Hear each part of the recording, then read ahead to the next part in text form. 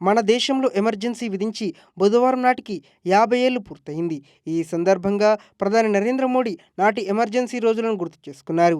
Emergency విధించిన నాటి కాంగ్రెస్ ప్రభుత్వ దురాగతాలను భారతీయులెవరూ ఎన్నటికీ మర్చిపోలేరని వ్యాఖ్యానించారు. ఎమర్జెన్సీ విధించిన సమయంలో తాను ఆర్ఎస్ఎస్లో యువ ప్రచారకగా పనిచేస్తున్నానని తెలిపారు.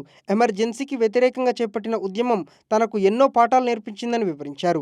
ప్రజాస్వామ్యాన్ని కాపాడుకోవాల్సిన ఆవశ్యకతను ఈ ఉద్యమం తెలిపిందని రాసుకొచ్చారు. భారత రాజ్యాంగ విలువలను పక్కన పెట్టి ప్రాథమిక హక్కులను అణిచివేసి పత్రికా స్వేచ్ఛను కాలరాసి ఎంతోమంది రాజకీయ నేతలు, విద్యార్థులు, సామాజిక కార్యకర్తలు, సామాన్య పౌరులను జైలుకు పంపారని గుర్తు చేశారు మోడీ. నాటి కాంగ్రెస్ ప్రభుత్వం ప్రజాస్వామ్యాన్ని నిర్బంధానికి గురిచేసిందని మండిపడ్డారు. రాజ్యాంగ స్ఫూర్తిని ఉల్లంఘించి వారు ప్రవర్తించిన తీరును భారతీయులెవరూ ఎన్నటికీ మర్చిపోలేరని వ్యాఖ్యానించారు.